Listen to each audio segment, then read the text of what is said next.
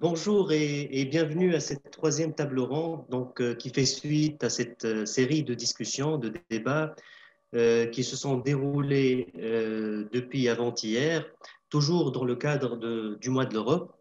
Donc, je tiens à remercier énormément tous ceux qui nous ont suivis depuis le début de ces discussions et tous ceux qui nous suivent à l'instant même en live streaming. Donc, je vous remercie d'avoir réagi à toutes ces discussions et d'avoir été au rendez-vous aujourd'hui. Je tiens aussi à remercier, à saluer l'effort fourni par l'équipe Tfannen pour la préparation et la mise en œuvre de ces tables rondes. Donc, je remercie tous ceux qui ont contribué de près ou de loin et surtout à veiller au bon déroulement de ces événements. Donc, aujourd'hui, la thématique, ça s'articule autour des nouveaux paradigmes du digital et adaptation de Tfannen. Donc, comme vous savez, c'est un sujet d'actualité. C'est lié au contexte Covid. Donc, pour certains, ça devrait arriver un jour ou l'autre, cette transition par le digital. Pour d'autres, ça peut être la résultante du contexte Covid. Donc, en tout cas, nous y sommes. Donc, cette table ronde a pour objectif de présenter les projets de transformation digitale menés dans le cadre de l'initiative Service public et aussi de partager l'adaptation technologique de Tfannen à la crise Covid. Donc, à cet effet, on a l'immense plaisir de recevoir parmi nous aujourd'hui Madame Soumaya Rassal. Donc, bonjour Madame Soumaya. Vous êtes chargée de l'initiative Service Bonjour. public qui nous parlera des projets de numérisation de l'initiative Service public qui ont été commandités au profit du ministère des Affaires culturelles et ses administrations grâce justement à la coopération avec Tfannen. Marhaba, Madame Soumaya.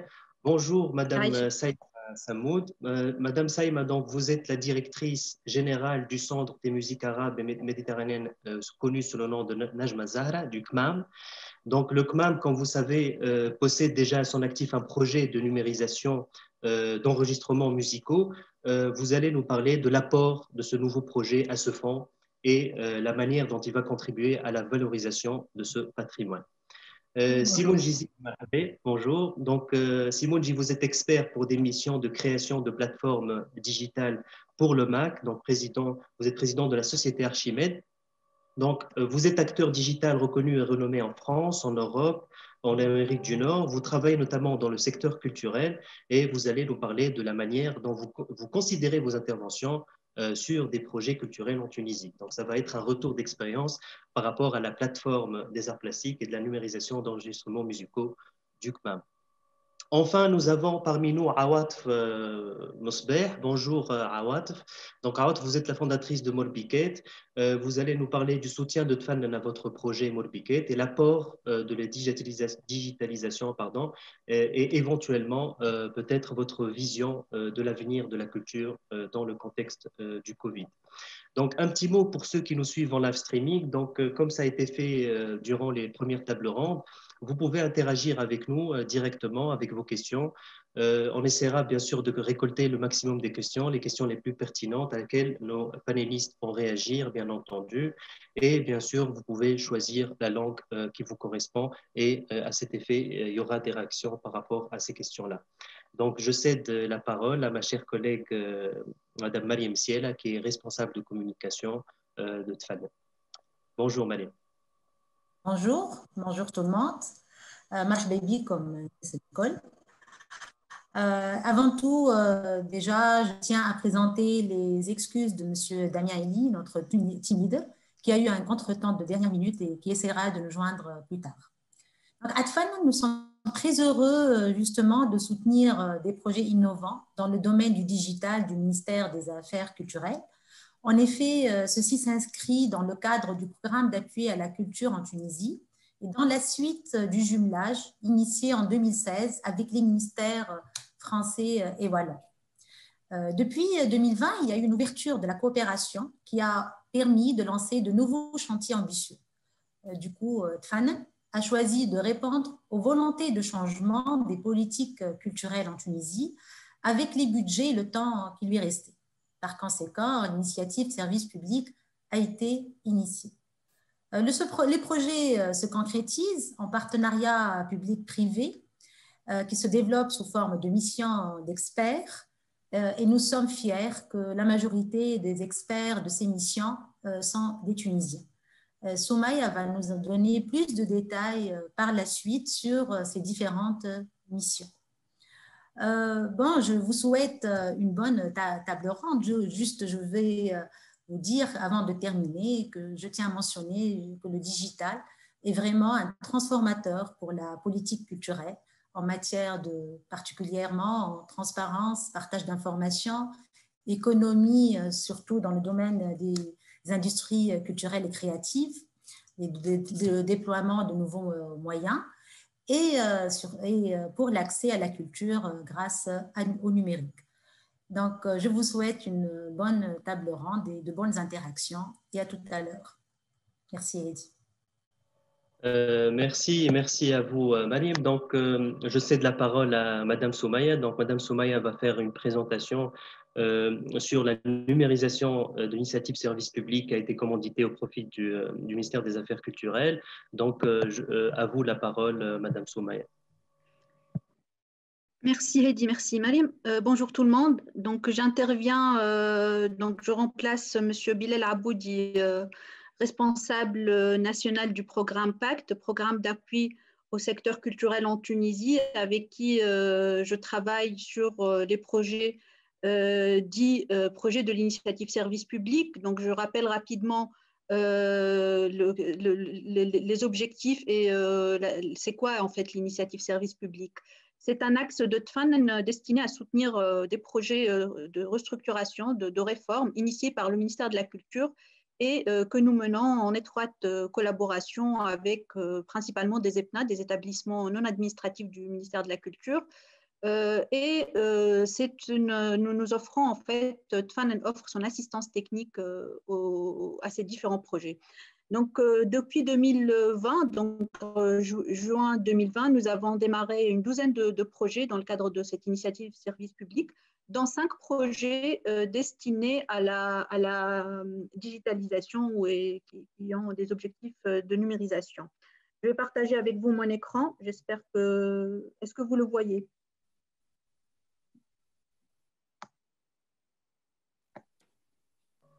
Pas encore, Madame Soumaïa. Et là? Oui, c'est bon. Parfait. Alors, l'initiative service public a été lancée, comme je l'ai dit, en juin 2020 et les projets de numérisation, en fait, ont été développés, ont permis donc d'élargir le périmètre d'action de TFAN, notamment dans le digital. Et ces projets se situent à la convergence de 2 tendances. Donc, d'abord, la volonté du ministère des Affaires culturelles à digitaliser les instruments ou ces instruments de politique culturelle, et puis les contraintes provoquées par la pandémie de Covid. Donc, vraiment, il y a eu un besoin urgent de lancer ces projets. Donc, sur les 12 projets, il y en a 5 qui concernent la numérisation.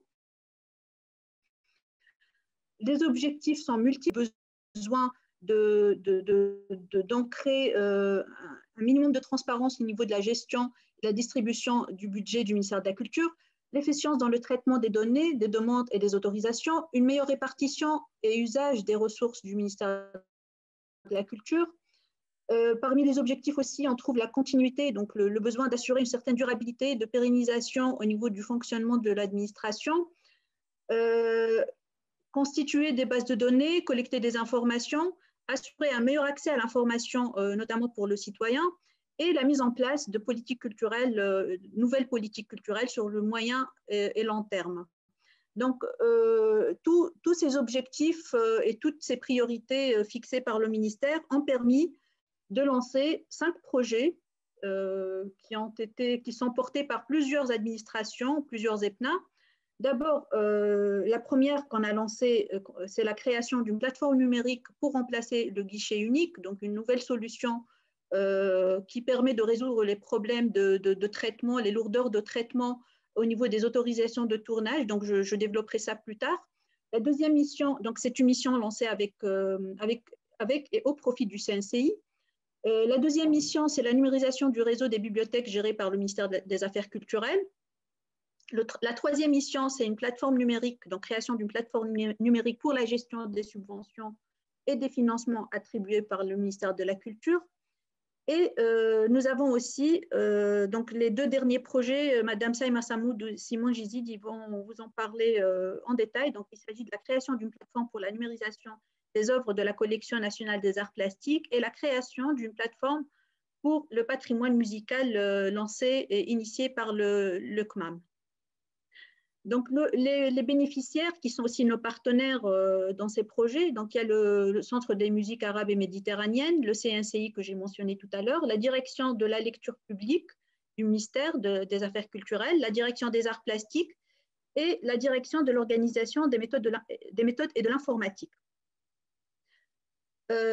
Le taux d'avancement actuel, donc on a démarré réellement donc suite à des processus d'appel d'offres et tout, on a pu commencer en octobre 2020. On est à peu près à mi-chemin, donc 53%, c'est une estimation du taux d'avancement de ces projets. La date de clôture est prévue, ou les dates de clôture sont prévues vers la fin de l'année, fin 2021. Et nous avons donc, comme en plus donc des experts, donc il s'agit quand même de projets un peu qui ont des mécanismes un peu particuliers, puisque on s'est associé à des experts privés.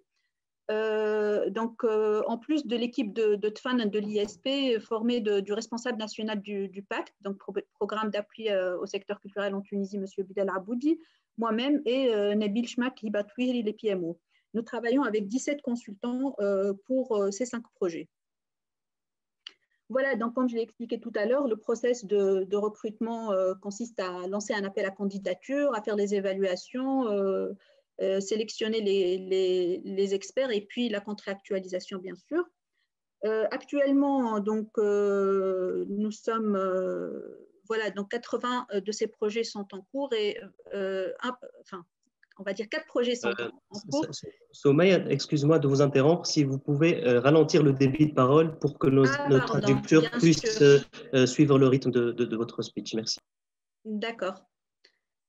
Donc, je disais que donc sur les 5 projets, il y en a un qui est en cours de clôture et les autres sont dans un état d'avancement variable qu'on verra tout à l'heure.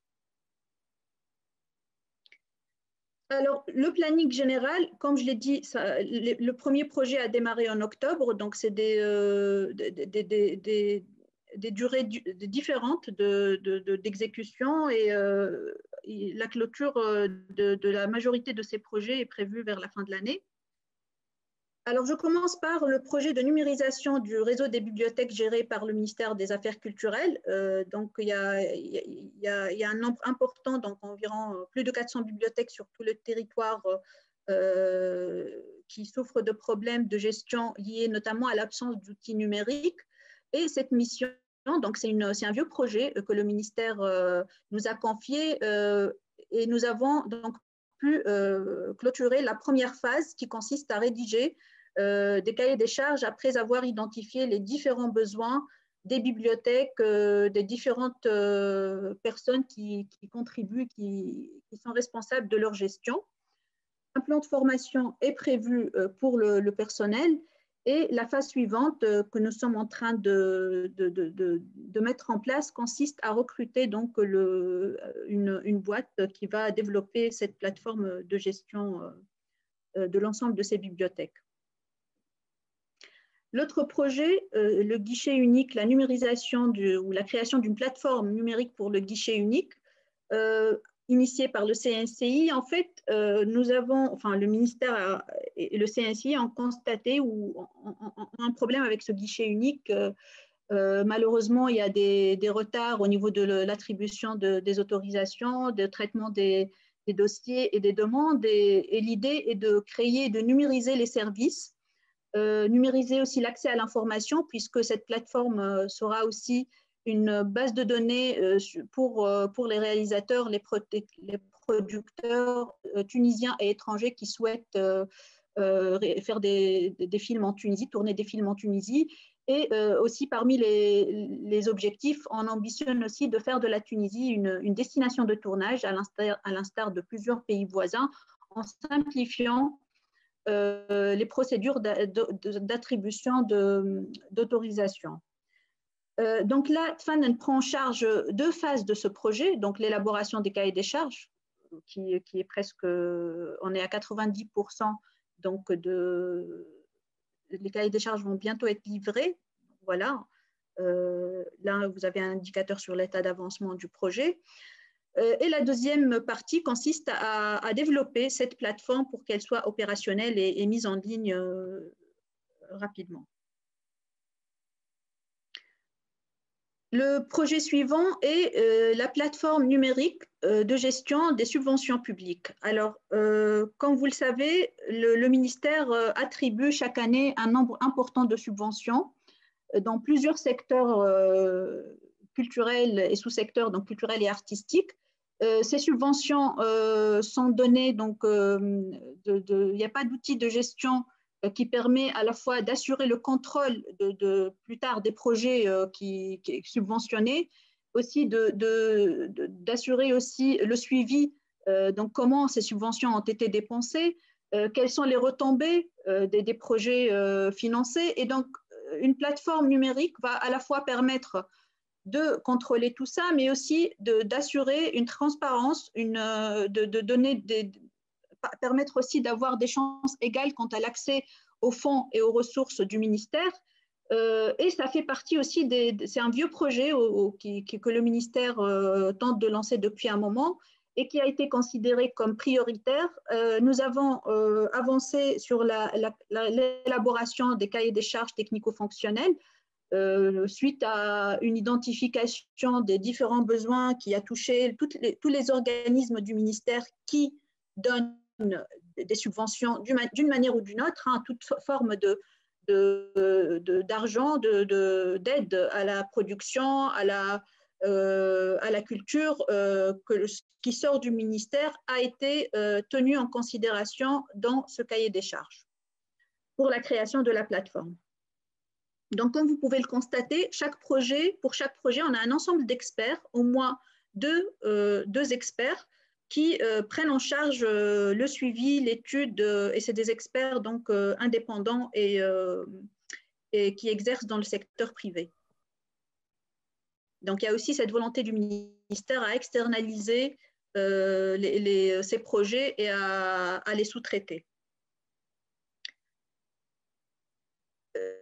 Une autre mission, donc, mais je vais laisser Simone J en parler, donc la numérisation des œuvres d'art de la collection nationale des arts plastiques, un projet national, un projet attendu par les artistes, par les professionnels de l'art et qui fait intervenir 2 directions, donc la direction des arts plastiques et la direction de l'organisation et des méthodes de l'informatique du ministère, qui consiste à mettre en place un outil qui va permettre la gestion numérisée des œuvres d'art, mais aussi avec un accès au public à ce patrimoine national qu'est la collection des arts plastiques. Actuellement, donc, nous sommes donc, dans un état d'avancement, donc c'est une mission qui a démarré il n'y a pas longtemps, et je vais céder la parole avant de céder la parole à Simone J. Madame Soumaya, juste, est-ce que vous avez fini votre intervention? Je termine avec le dernier slide qui est pour présenter le projet de Najma Zahra et je cède la parole à Madame Saïma Samoud plutôt. D'accord. Je me corrige. Pour 3 minutes max, s'il vous plaît. Ça y est, je clôture. Donc, c'est une plateforme destinée à promouvoir et à diffuser le patrimoine musical que Madame Samoud va vous en parler. Donc, je vous donne rapidement quelques informations techniques, quelques données sur ce projet qui vient de démarrer aussi, qui implique plusieurs experts, donc plus de 4 experts pour réaliser cette plateforme. Mais voilà, donc je pense que je vais laisser Madame Saïma. Merci, Madame Soumaya. Si vous permettez, avant de passer à Madame Saïma, une petite question qui nous vient de Qais Boussetta, donc à laquelle vous pouvez répondre rapidement. Donc que je cite, c'est une question en arabe. Donc, هل يمكن أن يتم تنزيل المشاريع الأعمال المبوبة في صفحة رسمية بصفة تفاضلية تساعد على إفضاء مزيد من الشفافية. Donc, si vous pouvez y répondre, Madame Soumaya, rapidement. Merci. Bien sûr, je pense que Madame Mariam Siel, a aussi chargée de communication à Tfan, peut répondre à la question. Je commence, je laisse Mariam terminer. Oui, on a prévu toute une stratégie de communication, mais comme vous le savez, c'est un parti pris de ne pas communiquer sur les projets au départ. Nous souhaitons communiquer sur des résultats concrets. Et donc, c'était un choix. Et je pense qu'à ce stade, on peut commencer la communication. D'ailleurs, cette table ronde en est la preuve et fait partie de notre stratégie de communication. Je laisse Mariam commenter aussi cette question. Oui, merci Soumaya. Donc, dans les activités aussi de tous les projets, nous avons réalisé une table ronde avec tous les experts qui ont été mis en relation. Cette table ronde a regroupé tous les projets de l'initiative service public. Et sur le site web, je vais le partager dans le chat, tous les projets. Donc, juste un listing, une liste de tous les projets qui sont en train d'être réalisés dans le cadre de l'initiative service public. Par ailleurs, sur le site web, nous aurons tout un onglet pour mettre tous les résultats et des projets dans le cadre de l'initiative service public. Donc, comme les projets bénéficiaires, comme les labs, il y aura tout un volet destiné à cette activité d'initiative service public, à tous ces projets. Merci Marim et merci Madame Soumaya pour votre présentation. Je rappelle à tous ceux qui nous suivent en live streaming donc d'en profiter pour vous poser vos questions sur Zoom et sur Facebook. Donc on attend vos réactions et suite à quoi on pourrait justement répondre et nos chers panélistes pourraient réagir justement à ces interventions-là. Donc n'hésitez pas à réagir à tout ce qui vient d'être dit et si vous avez des questions, donc encore une fois sur Zoom et sur Facebook. Merci.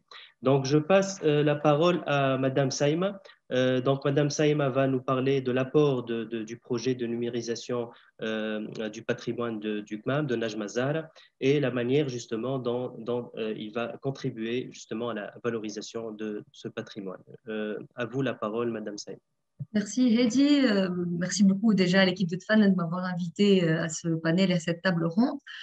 Je vais quand même prendre quelques secondes pour présenter un petit peu Najm Azara et le Centre des musiques arabes méditerranéennes à ceux qui ne connaissent pas parmi le public qui est là, qui ne connaissent pas le Centre des musiques arabes méditerranéens. Il faut juste savoir que ce centre englobe deux volets importants. Le volet muséal qui est représenté dans le palais du Baron, ce qu'on appelle le palais du Baron et ses jardins, et surtout le musée des instruments de musique. Et le volet musical qui englobe aussi un volet archives et patrimoine musical et un volet de recherche avec l'édition et la production de certaines, des productions musicales. Bien évidemment, on va se concentrer plus sur la partie phonothèque. Parce qu'il faut savoir que le Centre des musiques arabes méditerranéennes, il englobe la Phonothèque nationale, cette phonothèque qui a été fondée en 1994 au sein du CMAM pour la sauvegarde et la mémoire de toute la matière de production phonographique musicale tunisienne. Elle gère aussi le dépôt légal, c'est-à-dire toute œuvre musicale qui est produite aujourd'hui doit être déposée pour mémoire à la phonothèque de Najm Azara. Donc tout ce qui est collecte, on est censé aussi faire de la collecte et le traitement documentaire selon toujours les moyens que nous avons. On essaie de faire de notre mieux, de tout ce qui est aussi numérisation et conservation. Donc, Najm Azara, aujourd'hui, c'est pas aujourd'hui qu'elle a commencé tout ce travail de numérisation comme vous venez de dire au départ, Heidi. Il faut savoir que nous avons autour de 10 000 disques de 78 et 80 tours, 5 600 disques micro-sillons, 2 358 bandes magnétiques, 5 257 cassettes. Il y a aussi de la DAT, etc., des disques et tout ça. Donc, le travail, nous avons aussi deux studios entièrement équipés à Najm Azara pour la restauration et la numérisation des différents supports. Donc, le travail de numérisation a commencé depuis quelques années et on est aujourd'hui, nous avons 36 000 enregistrements que compte le fonds en général de la phonothèque. dont 17 000 sont aujourd'hui numérisés, donc à peu près 50% du nombre total des enregistrements que nous avons aujourd'hui. Et si vous voulez, le différent dispatching, c'est 75% des bandes magnétiques sont aujourd'hui numérisées, 80% des cassettes sont aujourd'hui numérisées, 20% des disques, 78 tours, 15% des cassettes audio, 100% des cassettes DAT et 100% des mini-disques qui sont aujourd'hui numérisés. Donc, tout ce patrimoine, il est aujourd'hui sur une plateforme que nous avons, Téléméta. Juste le souci avec cette… pourquoi nous avons choisi cette plateforme depuis des années? Parce que cette plateforme, on se la partage entre l'Arachidé en Tunisie et surtout dans un réseau international de recherche musicologique où ils développent certaines choses pour la recherche musicologique. Néanmoins, aujourd'hui, face au changement de la population, face à ces conditions sanitaires où l'accès à l'information, surtout par le digital, devient une nécessité, aussi par le changement de mentalité avec cette jeune génération qui aujourd'hui est plus sur les écrans qu'ailleurs. Donc, on a voulu d'abord donner une meilleure visibilité à ces fonds du CMA, donc, et à ses partenaires, parce qu'en parallèle, il faut savoir qu'on est en train de discuter avec d'autres partenaires comme la radio et la télé et aussi les autres partenaires qui nous confient leur patrimoine ici, leur collection, pour rendre ce fonds accessible à la jeune génération, accessible au grand public, chose qui n'est pas aujourd'hui évidente avec la plateforme que nous avons. Madame Saïma, si vous pouvez juste ralentir un peu pour que nos chers traducteurs puissent suivre ce que vous êtes en train de dire. Merci. Pour pouvoir dire tout ce que j'ai à dire, il faut que j'accélère. Vous avez tout votre temps. Oui, je comprends. Je comprends. Je m'excuse auprès des traducteurs qui ont la tâche, que je salue d'ailleurs au passage, qui ont une tâche pas du tout évidente. Donc voilà, donc c'était ça le premier besoin qui s'est fait ressentir. Et surtout, pour valoriser ce patrimoine, il faut le diffuser. Donc, l'objectif aussi, c'est de valoriser ce patrimoine musical, le faire connaître à l'échelle à la fois nationale et internationale, le faire connaître de toutes les générations, des jeunes aux plus âgés, et aussi, surtout, pour que même les institutions qui utilisent tous les fonds, tout le son musical, peuvent en bénéficier. Donc voilà, c'est ça l'idée de faire cette plateforme digitale. Et surtout, il y a un objectif qui est un peu plus stratégique dans tout ça, c'est qu'on veut encourager le grand public à consommer légalement de la musique, chose qui est inexistante aujourd'hui en Tunisie. C'est-à-dire, on voudrait attirer les artistes et les musiciens pour déposer leur musique dans notre nouvelle plateforme, que ça soit ergonomique, que ça soit facile. On est aussi en discussion aussi avec le TEDAV, qui est notre premier partenaire pour les questions de droit d'auteur, les questions de la légalité de cette initiative. Donc, voilà, on essaie avec cette plateforme d'avancer avec les mentalités, d'avancer toujours avec les manières de faire en Tunisie. Donc voilà, je voulais juste faire une petite parenthèse parce qu'on a un projet qui n'est pas pris en charge par Tfanen, parallèle aussi, qui est aussi la numérisation de l'inventaire du palais aussi avec ses collections, qui est en cours. On n'a pas encore commencé sur ce projet, mais aussi il va commencer bientôt aussi. Donc, pareil, on va rendre accessible aussi bien les collections du palais que la musique qu'on nous a confiée jusqu'à aujourd'hui. De 1900, nous avons des enregistrements à peu près 1900 jusqu'à aujourd'hui, quoi. Je sais pas si, oui. Je vous remercie, Aïch, Madame Saïma, merci beaucoup.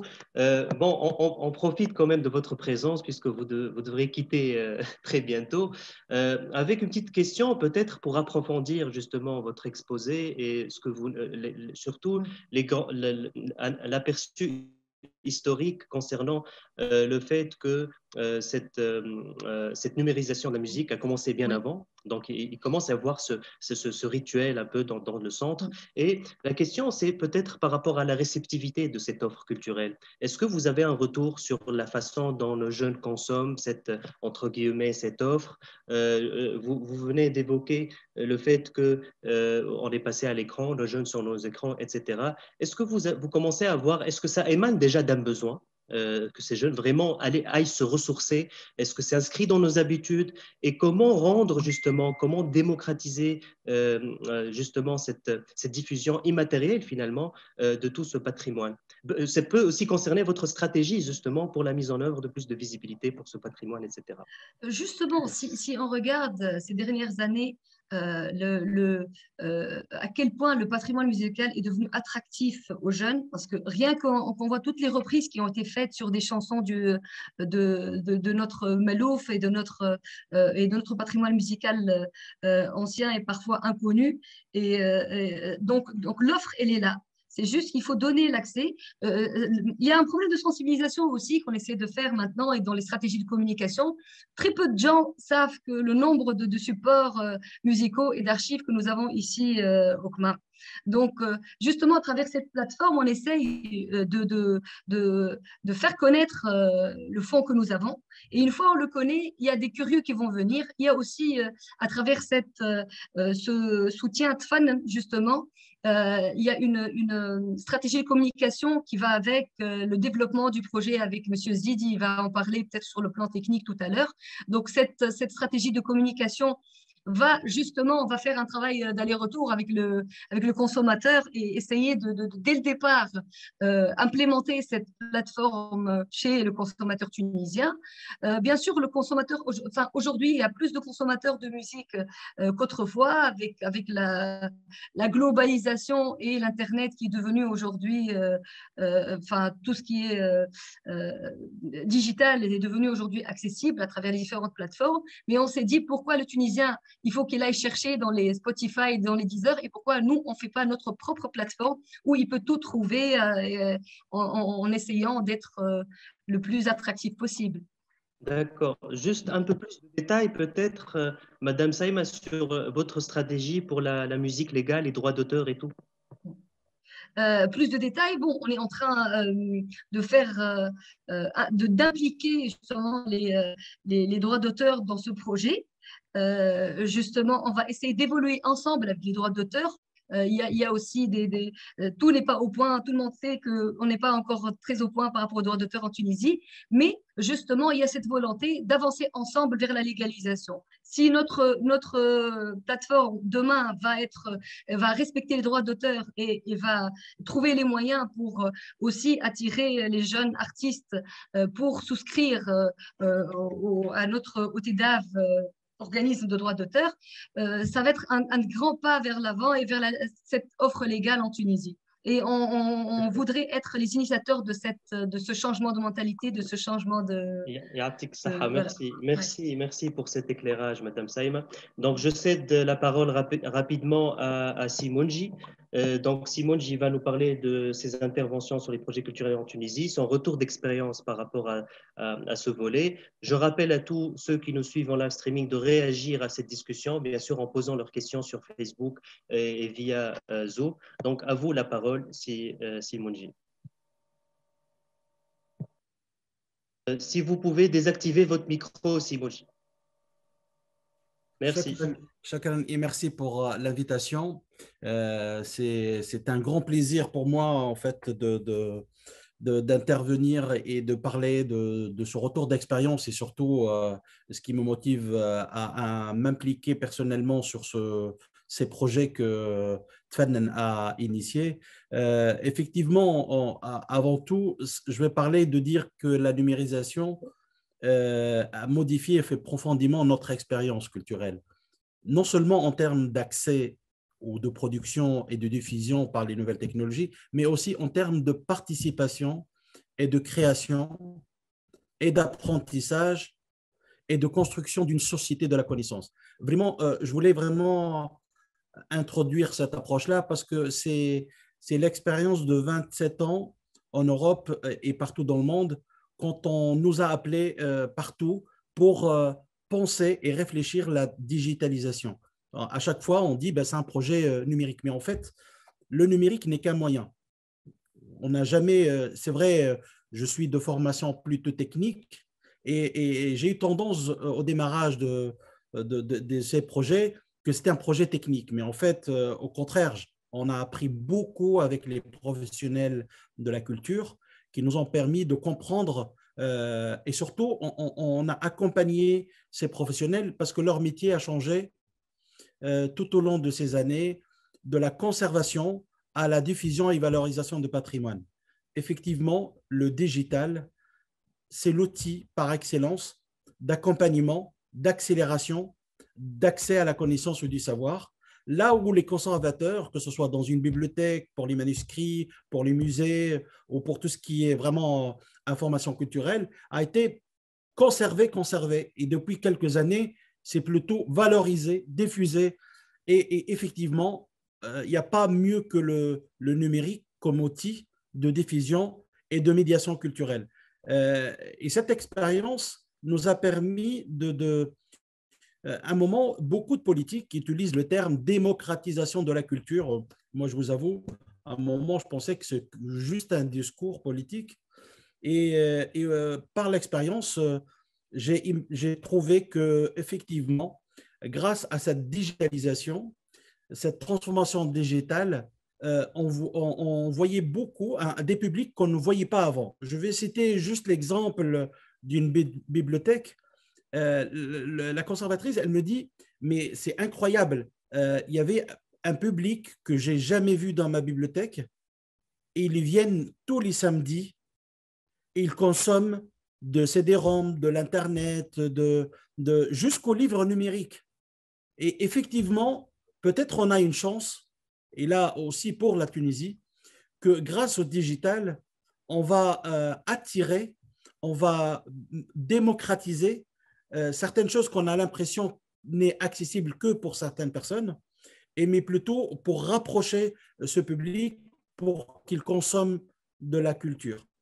Consommer de la culture, ce n'est plus un luxe, ce n'est plus un privilège, c'est un droit. Je crois que moi, je suis un enfant du sud de la Tunisie et parfois, je dis, il n'y a pas de raison qu'on accède à la culture seulement quand on est à Tunis et quand on est dans les grandes villes où, en fait, on est absent ou on n'accède pas de la même manière. Et grâce au numérique, aujourd'hui, on peut rapprocher, c'est-à-dire le facteur éloignement, le facteur difficulté même d'organiser des voyages et des déplacements, le numérique est en mesure vraiment d'apporter une expérience. Je vais citer l'expérience de la Philharmonie de Paris, parce que c'est un site assez connu en fait en France pour tout ce qui est musique, et on voyait de plus en plus des gamins qui accèdent à la musique, qui empruntent des instruments, qui participent à des concerts de tous les quartiers difficiles de toute la France. Et ça, franchement, parfois quand j'assiste à ces événements, j'ai la chair de poule parce que je dis, c'est magnifique, c'est incroyable en fait. Et même les bibliothèques commençaient à prêter, pas seulement de livres numériques, même des instruments de musique. Et ça, sans le digital, ça aurait été très difficile à mettre en place. C'est très difficile pour imaginer qu'on est en mesure de transformer toute une société. Et en plus, on voit que la culture, de plus en plus, elle est devenue un acte économique aussi. Il n'est pas que, comment dire, de la dépense. Aujourd'hui, on crée de la valeur. On voit de plus en plus de l'industrie créative et culturelle. On voit de plus en plus, et aujourd'hui, beaucoup parient que la culture, avec le digital, on peut créer même un point peut-être de PIB dans un pays. Et ça, c'est vrai, on n'en parle pas beaucoup. On parle toujours, ça coûte, c'est un luxe. Pourquoi on parle de la culture là où on a du chômage? Mais en fait, c'est l'inverse. Pour ne citer qu'un ministre qui était mon premier client, Jean-Louis Borloo à Valenciennes, il a dit, si on n'arrive pas à intégrer et donner de la culture et l'accès à la connaissance pour tous, on ne développera jamais la ville de Valenciennes qui était à 32% de chômage. Et depuis qu'il a investi dans la culture, en fait, c'est une ville où beaucoup de monde commence à venir. Même dans les appels d'offres, Toyota, quand il allait choisir et développer sa plus grande usine en Europe, un des critères de choix, c'est une ville où on a envie de rester, on a envie de vivre et on a envie de consommer de la culture. Et c'était un élément important dans le choix de Toyota pour faire l'usine de construction d'automobiles à Valenciennes. Effectivement, toutes ces interactions m'ont motivé de dire j'espère qu'un jour, mon pays, la Tunisie, prend ce chemin, parce que c'est un chemin qui ne peut que créer de la valeur, qui ne peut que accompagner notre jeunesse, et pas seulement la jeunesse, même les adultes, parce qu'on a envie d'accéder à des manuscrits, on a envie d'accéder à beaucoup d'informations qui sont malheureusement conservées quelque part et ils ne sont pas diffusées parce qu'on n'a pas digitalisé ou parce que ça coûte cher. Mais aujourd'hui, heureusement, la technologie devient accessible, le stockage devient accessible et en plus, la maturité de technologie nous permet d'initier et de réussir des beaux projets. Et dans les projets qu'on a eus avec Tfanen, en fait, pour les deux, que ce soit de l'art plastique ou le CMAM, j'ai apprécié l'agilité, la manière de démarrer ces projets qui m'ont vraiment donné envie et même plaisir de participer et de ne pas louper des réunions. Tellement on apprend tous les jours et on voit des directeurs jusqu'aux techniciens, tout le monde est motivé pour suivre ce projet. Et en plus, on voit les résultats, ce qui me motive encore plus. Merci, merci Silmonji. Vous avez encore du temps. Hein. Non, mais Si je si préfère vous voulez développer un peu. l'interactivité parce que bon, sinon je ne m'arrête pas. Non, non, oui, oui, bien sûr.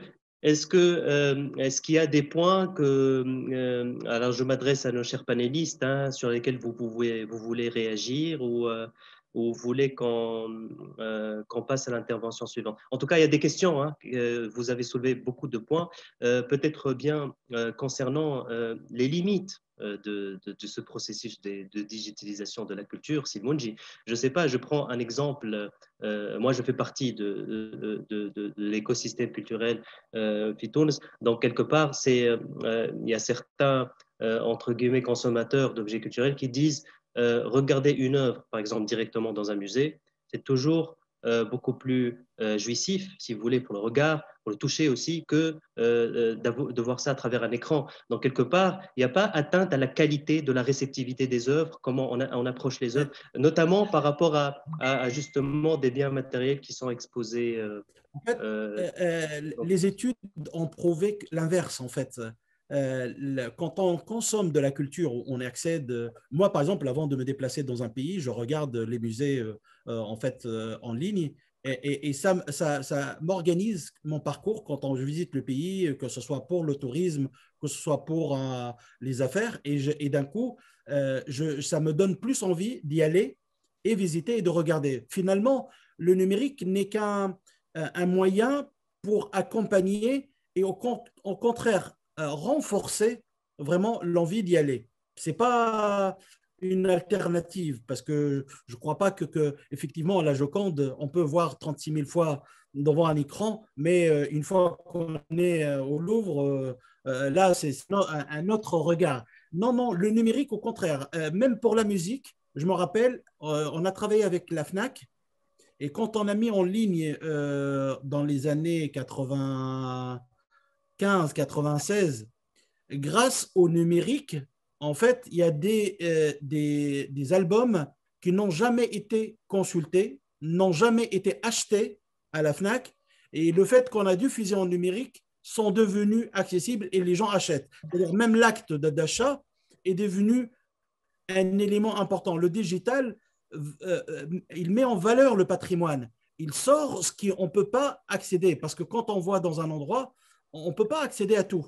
Et parfois, même les réserves, on ne peut pas sortir tout à exposer. Et le fait qu'on a un moyen de valorisation, ça aide. Et même, on a vu des conservateurs que les propositions de sortie de réserve de certaines œuvres se font en ligne par les amis du musée. Oui, Soumaïa? Non, je vous laisse finir, mais j'aimerais bien réagir à la remarque de Hedi. D'accord. Non, voilà, au contraire, le numérique renforce la consommation culturelle en direct. L'outil n'est qu'un moyen de diffusion, mais la consommation, on a toujours envie d'y aller au musée, on a envie toujours d'acheter de la musique. Et comme a dit Madame Soumey, au contraire, aujourd'hui, par exemple, on voit il y a quelques années, qui n'a pas piraté des musiques et qui n'a pas partagé des musiques peer-to-peer vraiment directement. Aujourd'hui, en Europe, je ne vois plus de piratage de musique parce qu'on a réussi à rendre accessible une offre très riche que si on stocke, on perd plus d'argent que de prendre un abonnement à Deezer ou Spotify ou autre. Et effectivement, la Tunisie doit avoir son offre parce que si on compte sur d'autres opérateurs, ben, peut-être ils ne mettront pas en avant autant notre patrimoine que notre plateforme, mais parfois peut-être peut y avoir des échanges. Et je laisse Madame Soumey à réagir. Je ne sais pas si j'interviens maintenant ou on attend ou après l'intervention de Madame Awatef. Micro, Hedi. Micro, Hedi. Désolé. Alors, il vaut mieux passer à Madame Awatef maintenant et après on laisse ce point, c'est bien noté, on va réagir là-dessus après pendant la discussion. Donc, je cède la parole à Madame Awatef. Donc, Awatef Mosbeh, cofondatrice de Morbiket. Donc, Morbiket, c'est une entreprise qui opère dans le secteur culturel. Donc, on opère sur 3 types d'activités. La première, donc, notre activité, elle se base sur l'illustration digitale. Donc, pour les livres d'enfants, surtout, on a travaillé beaucoup sur les livres d'enfants. Deuxième activité, c'est la production de dessins animés.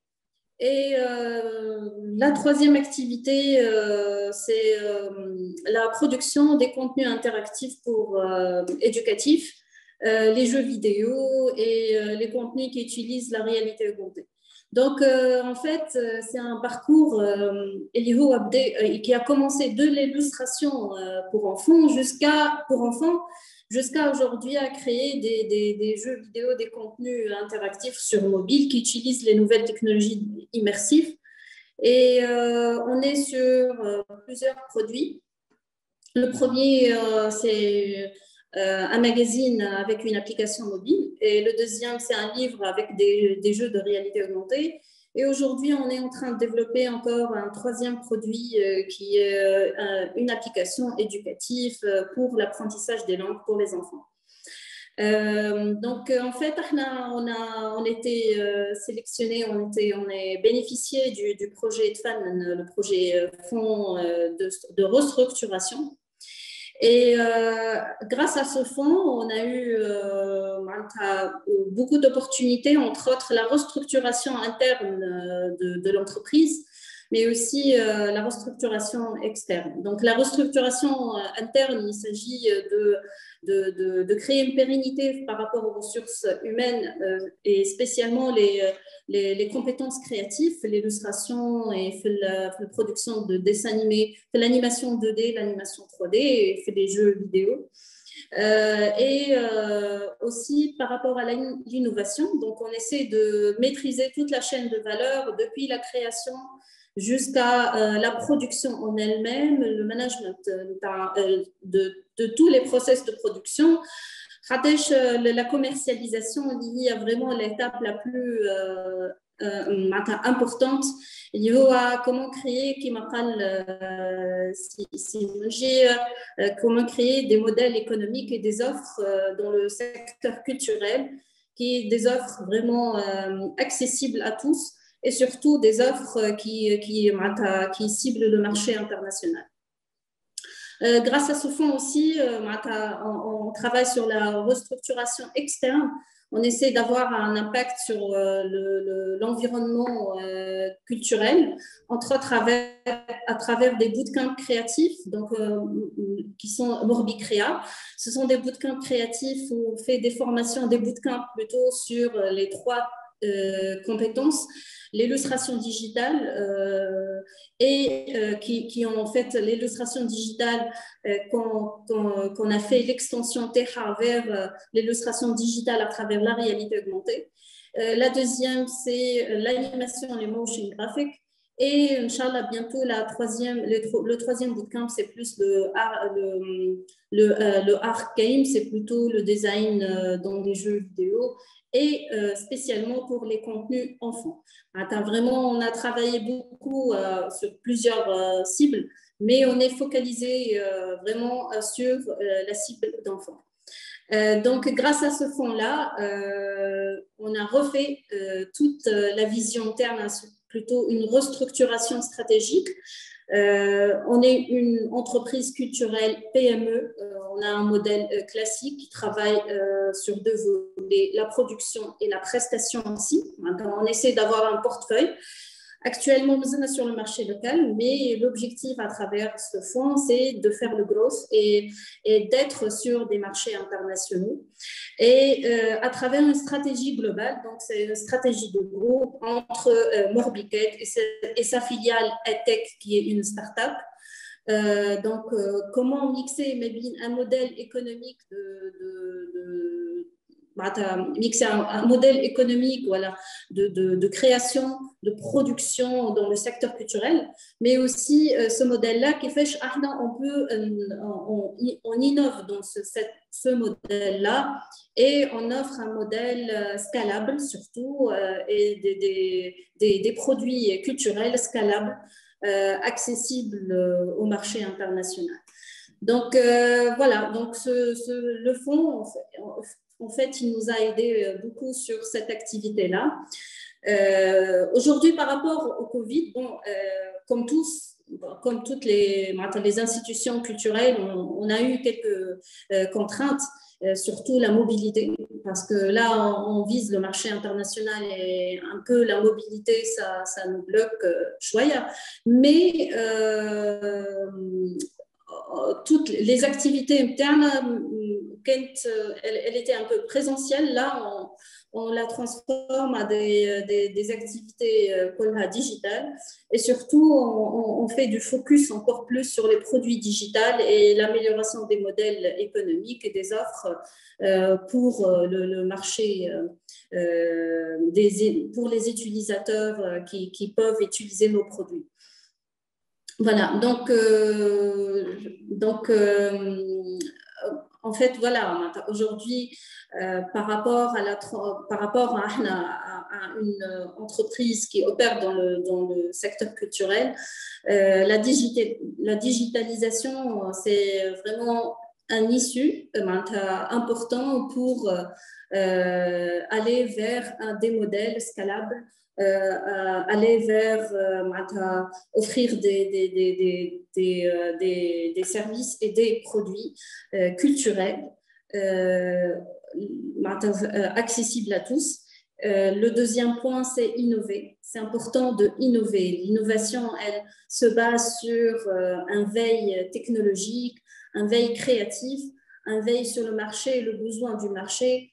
Donc, en fait, ces éléments-là, ils sont importants à les composer pour aller devant et améliorer tout ce qu'on donne et tout ce qu'on offre. Merci. Merci Awad, merci pour cette présentation. Je ne sais pas s'il y a parmi les panélistes ceux qui veulent réagir un peu. Simon, vous pouvez désactiver le micro, s'il vous plaît. On entend des bruits de fond, ou peut-être Awad, je ne sais pas. En tout cas, je vous laisse interagir. S'il y a des questions que vous voulez approfondir avec Awad, peut-être bien une question plus générale, Awad, qui porte sur la vision de la culture compte tenu du contexte Covid, votre vision par rapport à ces processus, comment ça va évoluer dans ce contexte-là? Par rapport au Covid, en fait, voilà, peut-être on voit un côté positif, le Covid, les méthodes de travail internes dans notre entreprise, ça a changé. On travaille encore plus sur les plateformes en ligne, surtout dans le secteur créatif, donc le secteur de production. Il y a vraiment une chaîne de valeur KEMLA. Depuis, on travaille sur la partie intellectuelle, rédactionnelle, scénarisation, et puis vers la partie design et illustration et dessin, et puis sur la partie production.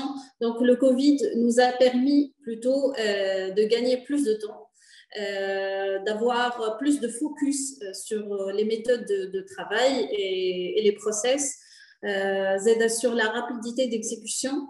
Donc là, on voit un côté positif dans ces conditions-là. On essaie vraiment de s'adapter à ces nouvelles conditions, et plutôt on voit de l'opportunité derrière tout ça. Ça nous a aidé à accélérer, à améliorer, et aussi à créer des méthodes de travail jdida avec des plannings clairs. Donc, pour nous, à Morbiquette, on s'est adapté par rapport au Covid, et plutôt, on peut dire que ça nous a aidé vraiment à changer le modèle et les méthodes de travail.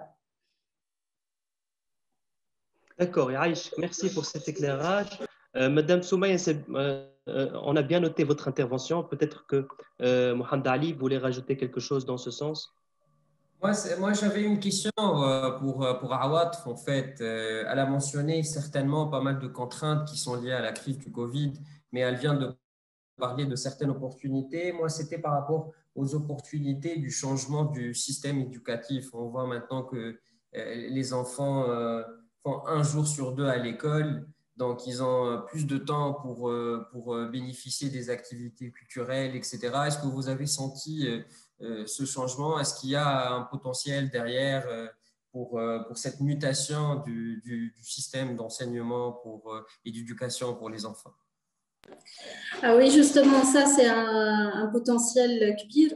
En fait, le besoin, peut-être les solutions dans les systèmes éducatifs, peut-être ceux qui ont, à partir du secondaire jusqu'aux facultés, il y a déjà les solutions. Mais pour les enfants, puisqu'on cible les enfants, il faut avoir plus de potentiel de création de contenu, parce que là, quand on va créer des contenus pour les enfants, c'est un peu spécifique, ça demande plus de design, plus de production, plus de création de contenu, et aussi ça demande un travail avec des pédagogues. Aujourd'hui, on est sur un nouveau produit qui travaille sur ça éventuellement, qui travaille sur l'apprentissage. Bientôt, on va le lancer, bientôt, Inch'Allah. Oui, je confirme, le Covid, il a créé des besoins, surtout la création de contenu éducatif pour les enfants. Et اليوم فما برشا des startups tech qui sont en train de créer des contenus. On ne cherche que les solutions de diffusion. Bien sûr, un contenu, il peut cibler le marché local, mais en le développant, il faut penser toujours à l'internationalisation de ce produit-là en plusieurs langues, avec une culture diversifiée. Et tout cela pour assurer la diffusion de ces contenus. Merci pour cet éclairage, Awatf. Bon, il y a un petit message qui nous vient de Andrea Jacob, donc la présidente du cluster unique Tunisie, là maintenant. Donc, c'est une réaction à ce qui vient d'être dit que je transmets. Si les droits d'auteur sont respectés, cela permet aux artistes de survivre en période difficile comme la pandémie. Donc là, ça rejoint un peu ce qu'a dit tout à l'heure la réflexion de Madame Saïma du CMAM par rapport justement aux droits d'auteur. Et donc, cette initiative est louable dans ce sens parce que les droits d'auteur des artistes, justement, contribuent à la survie de ces pratiques-là. Je passerai peut-être la parole à Madame Soumaya qui voulait rajouter quelque chose par rapport aux limites du digital. Et c'était ça la question, je me rappelle. Hein, et l'appel du contact aussi. J'aimerais bien compléter ta réponse à Madame Jacob par rapport aux droits d'auteur et rappeler que dans les projets, comme Saïma l'a dit, mais même pour le projet de la plateforme numérique pour la collection nationale, on travaille aussi sur ce volet droit d'auteur qui est un volet très très important dès qu'on travaille dès qu'il s'agit de numériser des contenus, la question de droit d'auteur se pose et c'est pour ça que la collaboration avec l'OTEDAV, donc l'Office des droits d'auteur et des droits voisins, est indispensable et précieuse dans ces projets. Donc effectivement, pour le projet du CMAM, il y a une initiative qui a été prise par les experts qui consiste à contacter des artistes et essayer de les, je ne sais pas si on peut en parler, Saïma, et qui consiste à essayer de les convaincre à s'inscrire à l'OTEDAV pour donner l'exemple Oui, ça fait partie de la sensibilisation justement pour l'implémentation de cette structure. Mais normalement, le CMAM, il va sortir un appel justement à tous les artistes qui sont intéressés, soit d'intégrer là directement la phase pilote ou c'est-à-dire après de mettre leur musique chez nous, quoi. Bien sûr, moyennant un respect total des droits d'auteur.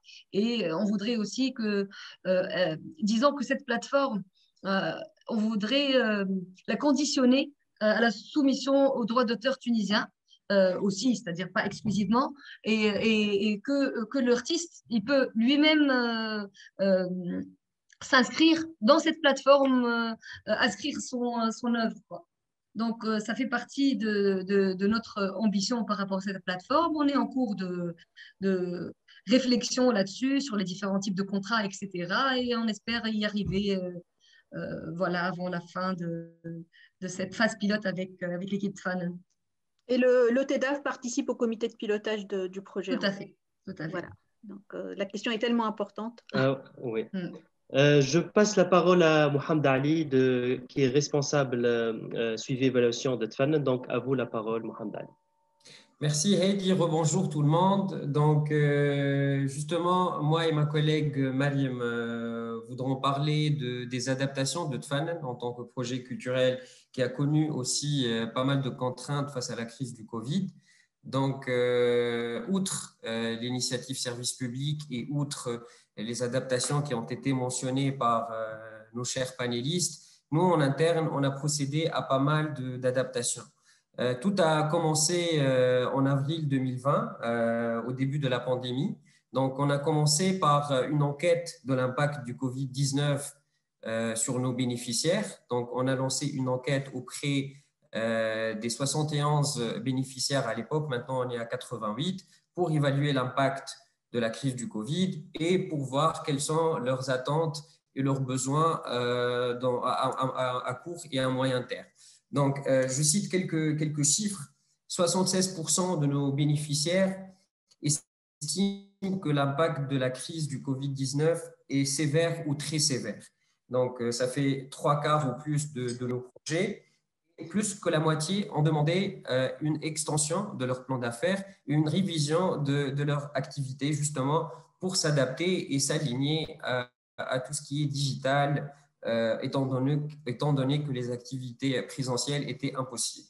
Donc, la première action qu'on a faite, c'était d'appeler les entreprises à réviser leurs propositions dans le cadre du Fonds d'engagement culturel local pour les entreprises. C'est le dernier fonds de subvention de TFAN. Donc, on a invité toutes les entreprises à réviser leur plan d'affaires, justement pour proposer des initiatives qui s'alignent au nouveau contexte. Donc, les spectacles, c'est plus possible. Les activités en présentiel, c'est plus possible. Donc, il fallait innover, il fallait proposer des actions qui s'adaptent au contexte. Donc, on a arrêté l'évaluation, on a invité les entreprises à revoir leurs propositions et on a fait une deuxième sélection sur la base des changements qui ont été effectués par les entreprises. On a vu aussi pas mal d'adaptations spontanées de la part de nos projets bénéficiaires. Il y avait pas mal de projets qui ont lancé des concours de création artistique en ligne, des projets qui ont fait des spectacles via les réseaux sociaux. Donc, je cite à titre d'exemple Cinéma Firoumetna ou Joker Perform, qui sont des projets qui ont montré beaucoup de résilience et d'innovation par rapport à la crise. Le deuxième volet dont je voulais parler, c'est le tableau de bord interactif qu'on a créé. Donc, on a mis en place un tableau de bord interactif qui va permettre à nos audiences externes et notamment internationales de bien comprendre le projet, d'apprécier les résultats et l'impact, de comprendre aussi l'impact qualitatif du projet sur les bénéficiaires.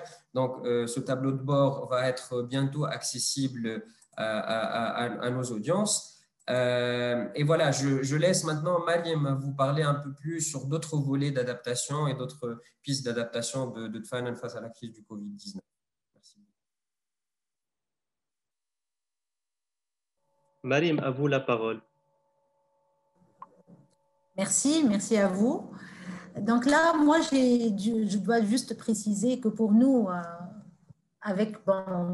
c'est un petit peu ancien le Covid maintenant, mais il faut dire que la digitalisation pour nous s'est faite d'une manière très rapide et fluide. Donc on n'a pas eu d'arrêt de travail dans l'équipe de Tfanen. Et en interne, ce passage s'est passé très rapidement, puisque justement le projet de Tfanen est bien outillé dès le début par tous les outils nécessaires, que ce soit de partage de documents, de communication en interne. Donc déjà, le passage pour nous en tant qu'équipe s'est fait d'une manière très rapide. Donc, si je tiens à mentionner les outils de Tfanen, donc Tfanen dispose dès le début d'un site web qui contient toutes les informations nécessaires relatives au projet. Tous nos appels au projet se font en ligne, les candidatures se font en ligne, donc déjà, tout se fait en ligne dès le début. Et là, justement, nous entrons dans une nouvelle phase de transparence et de partage d'informations, surtout à la fin de notre projet. Donc, il y aura la publication, il y a un grand projet qui est en train d'être développé, qui est celui du développement de la bibliothèque numérique de Tfanen, qui va contenir toutes les études, justement les projets de l'initiative service public qui a été demandé tout à l'heure, les différentes enquêtes, les études de cas, les success studies qui sont déjà en ligne et les liens aussi sur le tableau de bord des différents projets de Tfanen, que ce soit tout ce qui est qualitatif et quantitatif. Je dois aussi parler, il y aura aussi un partage d'informations et de documentation numérique avec le ministère des Affaires culturelles, tout ce qui n'est pas public, justement dans un esprit de transmission de savoir-faire, du savoir-faire qui a été acquis pendant l'expérience pendant tout le projet de Tfanen.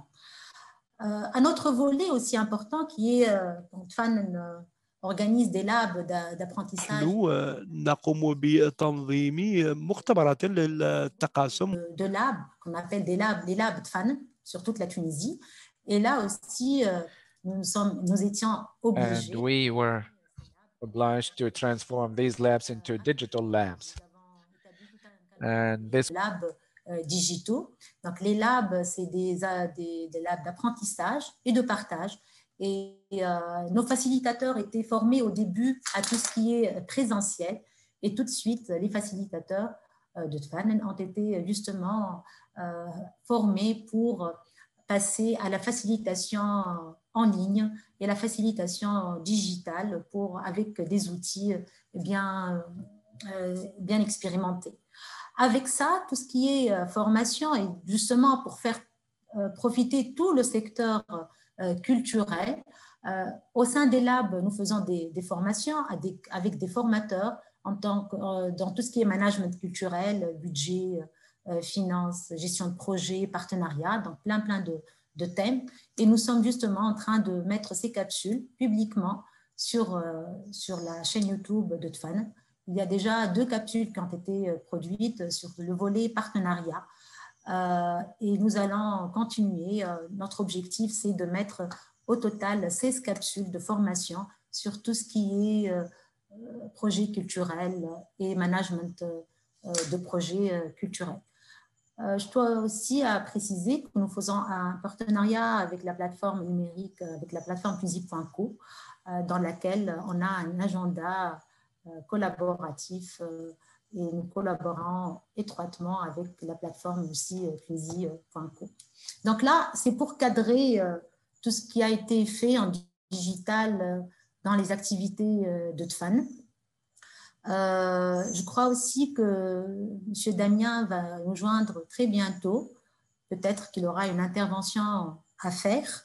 Dali, je ne sais pas si tu as des choses à ajouter sur tout ce qui a été fait dans le cadre de TFAN. Sinon, je passe la parole.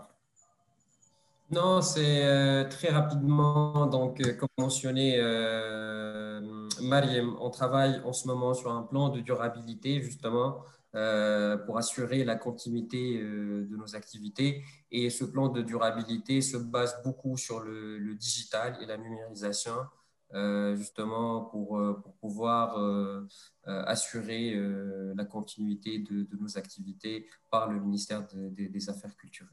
Voilà.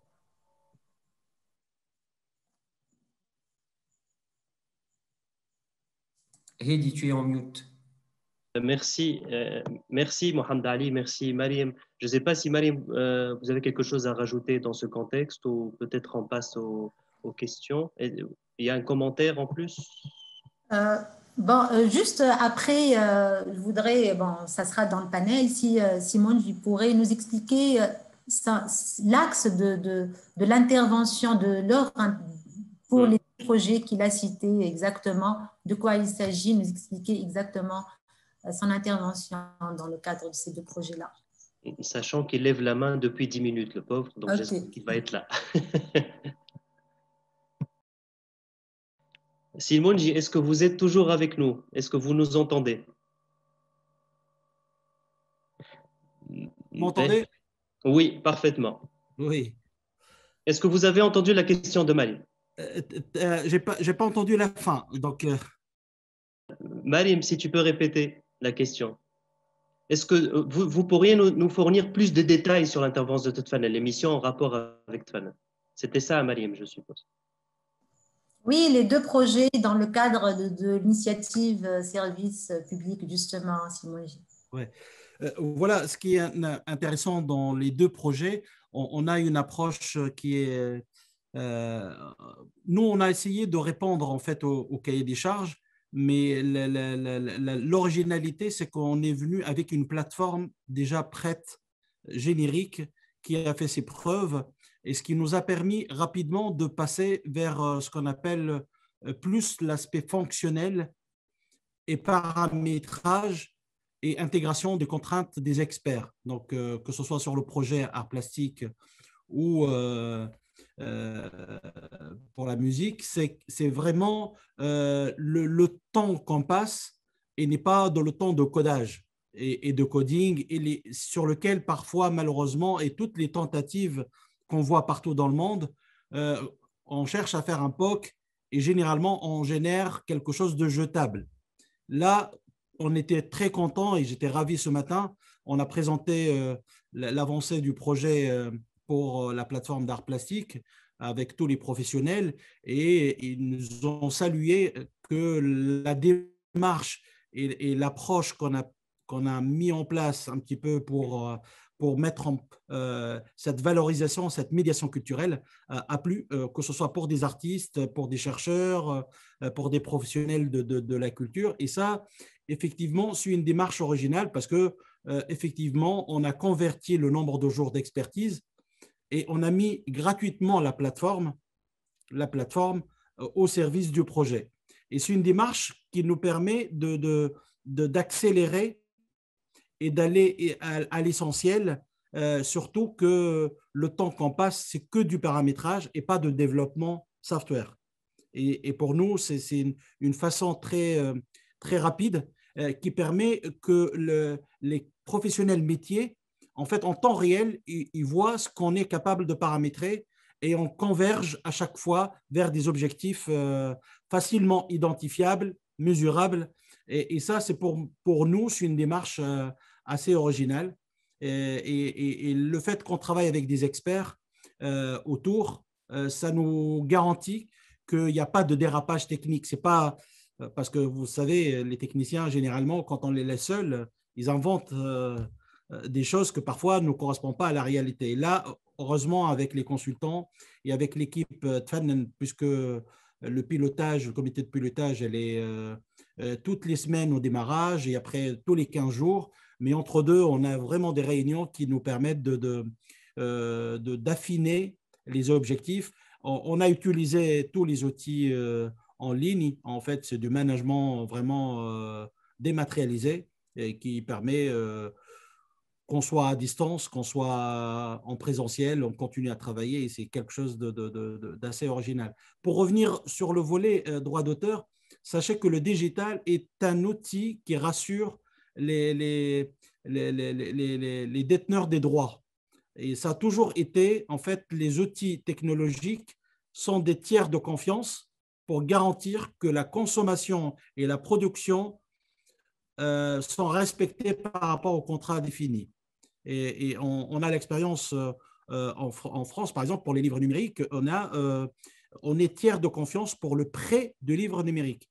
Et je peux vous dire, on n'a même plus de piratage de livres numériques, puisque c'est en streaming, donc il n'y a pas de téléchargement. Tout ce qu'on va essayer de mettre en place selon les droits que le CMAM va mettre, en fait, on va autoriser certaines œuvres parce que le droit est, parce qu'il n'y a pas de droit à payer, parce que c'est libre de droit, on va respecter les éléments qui sont dans cette nature et là, on va autoriser le téléchargement.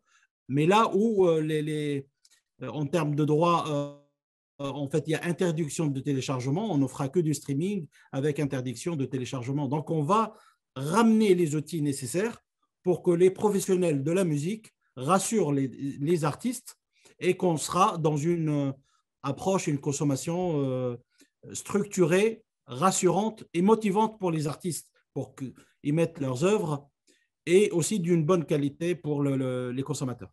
Oui, Madame Soumaïa.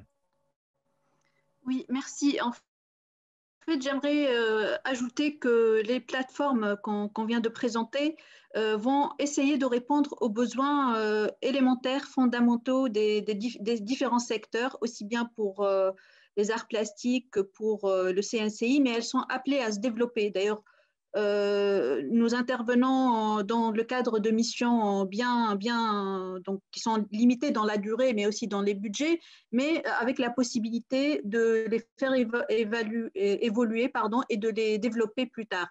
Donc, comme l'a mentionné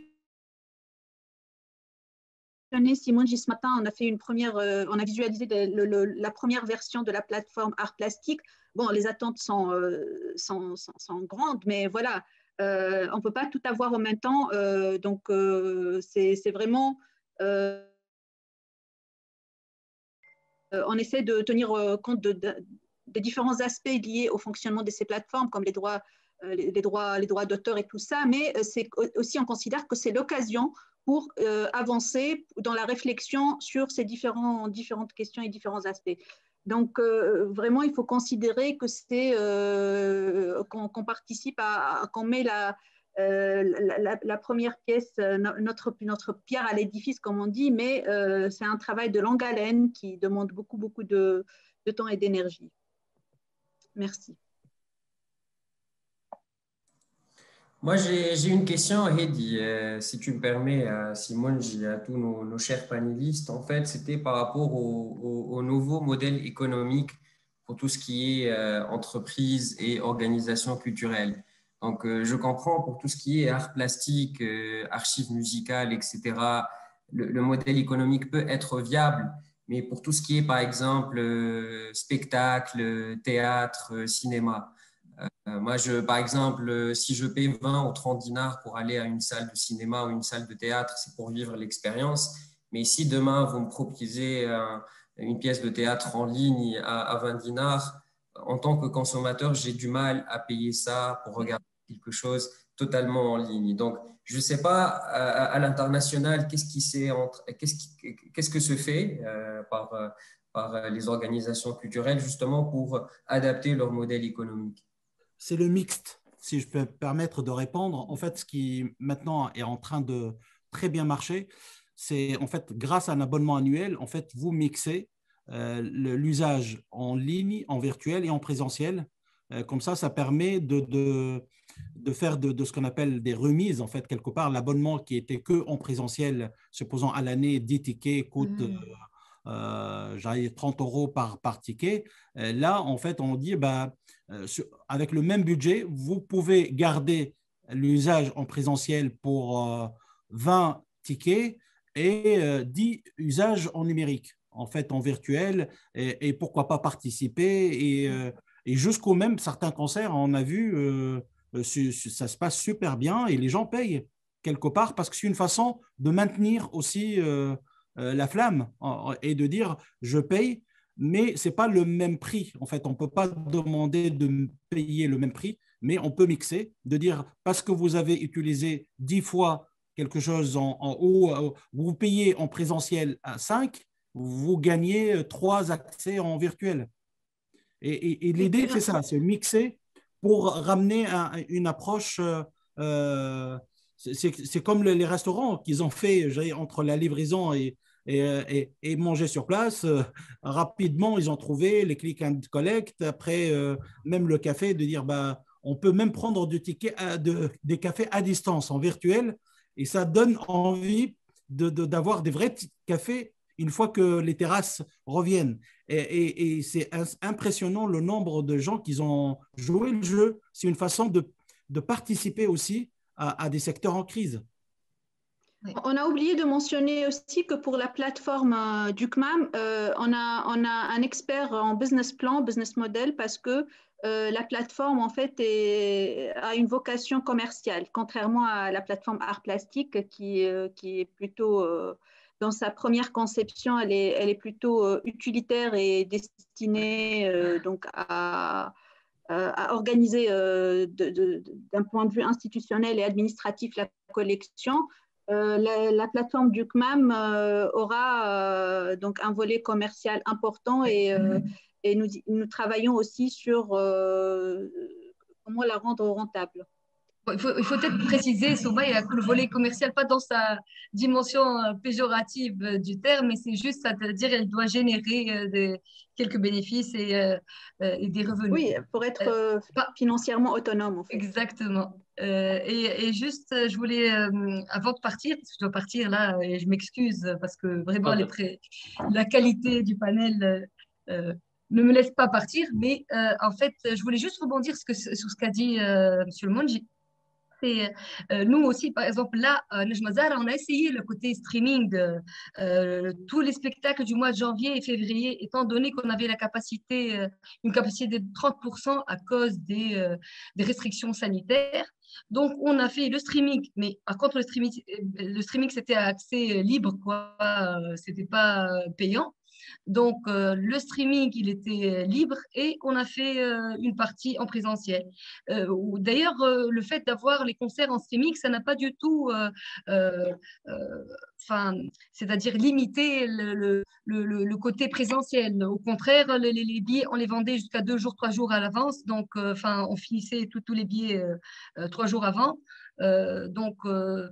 C'est-à-dire, bon, mais par contre, je voulais aussi, il y a une intervention une initiative qui a été faite par Clink, une opération chapeau. D'ailleurs, ils ont fait un partenariat avec le Théâtre de l'Opéra pour le dernier spectacle et pour rendre le streaming payant aussi. C'est-à-dire sur des spectacles où les gens achetaient leurs billets en streaming. Donc, c'est un départ, mais je pense que justement à la longue, à cause de ce qui se passe maintenant, il faudra penser à changer aussi les mentalités par rapport à ça et arriver à payer un billet pour regarder un concert en streaming. Ce qui n'est pas encore le cas aujourd'hui en Tunisie, mais j'espère que ça avancera dans ce sens aussi. Comme la France pour les trucs hybrides et pour les abonnements aussi et tout. Je confirme, j'ai une casquette de président de la French Tech. Quand on a fait des séminaires, on a appelé en fait des artistes et à la fin du séminaire, on a payé en fait l'intervention en virtuel à la fin du séminaire de la musique. Et pendant toute la première partie de Covid, on a eu presque 200 artistes qui ont participé avec lesquels les professionnels ont payé. Donc, ils ont continué à produire pour clôturer des séminaires. Et c'était une façon de participer et de et surtout garder un petit peu les artistes parce que rien n'est pire que de ne pas être utile. Madame Saïma, vous voulez réagir à ce Oui, qu'il je voudrais juste vous dire au revoir. Merci. Et merci beaucoup. Merci à l'équipe de Tfanen pour tout le soutien. Merci et pour l'organisation de ce panel et la qualité de ces débats de ces 3 jours. Et j'espère qu'on vous fera une autre table ronde pour parler, pour vous faire la démonstration de notre plateforme digitale bientôt. Alors, et nous aussi, on espère revoir le dynamisme habituel de Najma Zahra. On espère revoir la programmation, Inch'Allah, si le contexte Covid nous le permet. Inch'Allah, Merci. Inch'Allah. Merci et bon courage pour tout ce que vous faites. Au revoir et à très bientôt. Merci. Donc, merci. Je pense qu'il serait temps qu'on passe à la session Q&A, donc questions-réponses. Pour le moment, donc, je tiens tout d'abord à remercier tous nos chers panélistes pour toutes ces interventions, pour ces questions-là. Je commencerai peut-être par une première question qui nous vient de Kérim. Donc, c'est une question qui pourrait intéresser tous nos panélistes et à laquelle vous pouvez réagir. Donc, l'intervention est en langue arabe. Qu'est-ce qu'elle dit? En fait, كجمعية حماية التراث تمازرت, peut-être c'est le nom de cette association, تتساءل كيف يمكن الاستفادة من تجارب سابقة في رقمنة الفضاءات ذات القيمة في القرى التراثية. Donc, je répète, كيف يمكن الاستفادة من تجارب سابقة في رقمنة الفضاءات ذات القيمة في القرى التراثية. Donc, s'il y a quelqu'un qui voulait réagir à cette question. Est-ce qu'elle parle de la numérisation des espaces du bâti, du patrimoine bâti? Kérim, si vous êtes toujours avec nous, vous pouvez reposter votre message en précisant votre question. Donc, Madame Soumaya, vous pouvez poser votre question en arabe, hein, comme ça. En arabe. تحكي على رقمنة معناتها الفضاءات المبنية التراث المعماري ولا على رقمنة التراث بصفة عامة في المناطق village patrimonial. Elle précise, elle dit village patrimonial. Je pense par exemple à Tastour. Intervenir pour juste donner plus de détails à sa question. Donc, قالت تطمح جمعية إلى تجسيد قرية تمازرت افتراضية. Donc, je crois que c'est la visite virtuelle du village, c'est le patrimoine. Donc, je résume, je répète en arabe. Donc, تجسيد قرية تمازرت افتراضيا حيث يتيح العالم الافتراضي زيارة بصرية ومشاهدة مصورة لقرية تراثية بمجرد 360 درجة. Donc, c'est la visite virtuelle. كما يمكن الواقع الافتراضي للناس في جميع أنحاء العالم. Donc, elle veut dire comment exploiter ces expériences de visite virtuelle, de patrimoine, justement pour... أول حاجة كان نجم نجاوب منعرفش نحكي بالعربي ولا أحكي بالعربي. هو أول حاجة مش نسمع فيك هادي. Possible soit l'arabe soit le français, c'est plus simple pour nos traducteurs. Une langue. هو باش نحاول نجاوب يعني هو ماهوش من مشمولات المشاريع اللي نقوموا بها توا في إطار مبادرة الخدمات العامة لإنيشيتيف سيرفيس بوبليك، لكن نحكي من باب تجربتي الخاصة. أول حاجة هو أنه يجب أن تتم المشاريع هذه في إطار استراتيجية عامة، يعني ما نجموش نقرروا باش نعملوا رقمنة 360 درجة للقرية تمازرت، ولا تمازرت معروفة أيضا بالتراث اللامادي وبالبخنوق وبالتطريزات معناتها اللي هي معروفة في كامل أنحاء العالم، خارج استراتيجية تكون يعني فيها معناتها بليزيور فولي. دونك اللي تهم السياحة، تهم كامل التراث المادي ولا مادي. يعني ما نعرفش في أي إطار اسكو فما جمعية تهتم بهالمشروع هذا، وإلا فما يعني دي بارتنير قاعدين يتابعوا في المشروع. يعني شوية الإجابة على السؤال بصفة دقيقة. Awad veut intervenir par rapport à ce point. Fadl.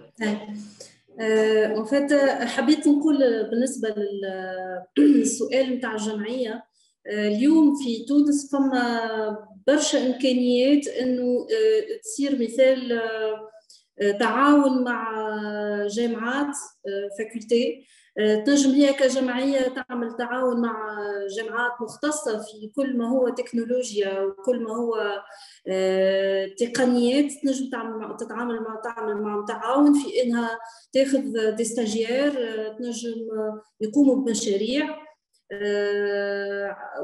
ويلقوا لهم حلول تقنية في إنه تتم رقمنة الأماكن اللي يحبوا يصوروها ويحبوا يعملوا لها يحطوها في موقع افتراضي وتصير زيارة افتراضية. نحب نقول لهم اللي فما برشا كومبيتونس بالحق معناتها وراهو الجامعات كسوا الجامعات الخاصة ولا التابعة الحكومية منفتحة كما احنا حتى لي بوت كامب اللي عملناهم زاد عملنا معناتها توقيع مع جامعة باش نجموا معناتها نلقاو لي كومبيتونس. دونك فما هذه لو بوين الاول. الثاني فما زاد دي ستارت اب يعني فما دي ستارت اب تونسية ثم مع شركات ناشئه اللي هي مختصه في التكنولوجيا هذه تنجم هي تتصل بهم وتعرف كيفاش هما قاموا يعني فما دي ستارت اب عندهم مشاريع في انهم يعاودوا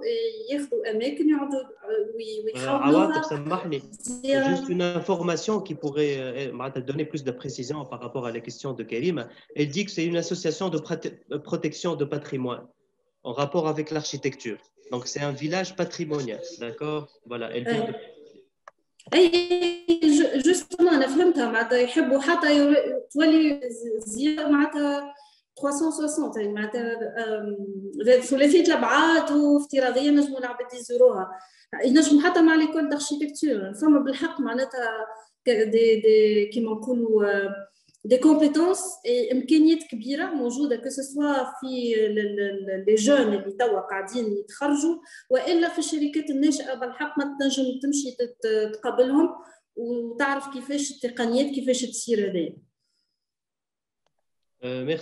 Merci pour cet éclairage, Awad. J'espère que Karim a répondu en quelque sorte à votre question. Mariam veut prendre la parole. Juste pour ajouter, parce qu'elle demande si Tfan peut nous aider. Karim, tu peux nous transmettre ta requête exactement sur notre page Facebook par message ou bien sur notre adresse mail info@tfan.org pour voir votre requête exactement. Juste... Quelqu'un voulait rajouter un commentaire, une question, un point à soulever avant de conclure?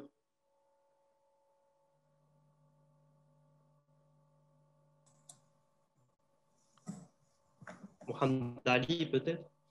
Spécifiquement, Hedi, juste un petit rappel et un petit remerciement par rapport à Tfan pour ceux qui veulent avoir plus de détails. Donc, je rappelle que Tfan est un projet qui a démarré en 2016.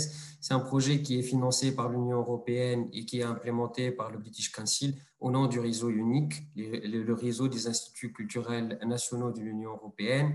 Et que, voilà, Tfan, c'est un projet qui s'inscrit dans le programme d'appui au secteur de la culture en Tunisie du ministère des Affaires culturelles.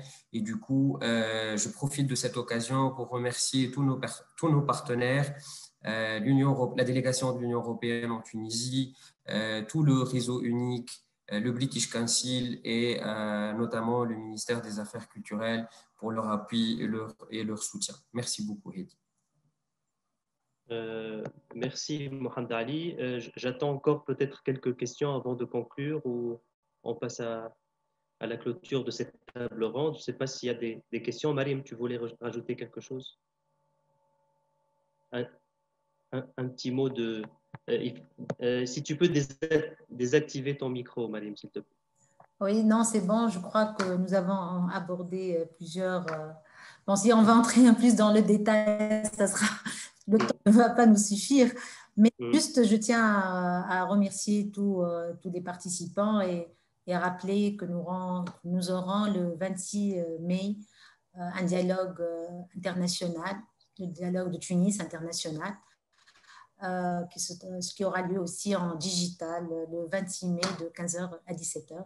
Donc, nous comptons aussi sur votre présence. Merci, merci Marie, merci tout le monde. Je tiens à remercier tous nos panélistes qui étaient là au rendez-vous aujourd'hui. Je tiens à remercier particulièrement Madame Soumaïa Arsalla, Madame Saïma qui vient nous quitter, Silmonji pour sa disponibilité, Madame Awat. C'était très, très intéressant et très enrichissant. Donc, comme vient de rappeler ma collègue Marim, donc il y a le dialogue international de Tunis qui aura lieu le 26, même heure, donc à partir de 15 heures. Donc, on compte sur votre présence virtuelle, bien entendu. Je tiens à remercier l'équipe Tfanen pour tout l'effort derrière la préparation de cet événement. On rappelle que c'est la clôture, c'est la 3e table ronde, donc c'est la dernière dans cette série de tables rondes effectuées depuis le 18 autour des thématiques liées aux pratiques culturelles. Donc, je tiens aussi à remercier tous ceux qui étaient là, qui ont interagi avec nous à travers leurs questions, en espérant qu'on était à la hauteur de leur attente, qu'on a répondu en quelque sorte à leurs questions. On compte sur votre participation pour les événements, pour les occasions qui vont être organisées plus tard. Et il me reste que de vous dire merci pour tout et à la prochaine.